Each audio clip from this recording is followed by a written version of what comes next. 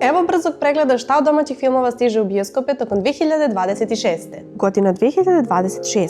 donosi iznenađujuće bogatu ponudu domaćih filmova. Od laganih komedija i porodičnih priča do teških ratnih drama i istorijskih filmova koji se bave najmračnijim periodima naše prošlosti. Ako voliš regionalnu kinematografiju, ovo je godina na koju vredi obratiti pažnju. Film Svadba, koji je već izazvao veliku pažnju u regionu, je zvanično izašao 31. januara. U centru priče su dve imućne porodice, jedna iz Zagreba, druga iz Beograda, čiji se svetovi sudare kada se njihova deca zaljube. Ono što je počelo kao romansa daleko od porodice, brzo se pretvara u haos, kada neplanirana trudnoća ubrza odluku o tajnoj svadbi. Film kroz humor i emotivne situacije secira balkanske stereotipe, porodične odnose i pitanje identiteta uz jaku i prepoznatljivu glumačku postavu. U proleće 2026. stiže i povratak Žikine dinastije 2, nastavak kultnog serijala Lude godine. Ovaj film predstavlja drugi deo projekta snimanog kao celina, ali sa drugačijim fokusom. Dok je prvi deo bio čvrsto vezan za savremeni Beograd, nastavak se vraća Žikinim korenima i rodnom selu, nudeći više nostalgije, porodičnih zapleta i poznatog humora koji je obeležio čitav serijal. Težak i emotivan ton nosi zlatni rez 42.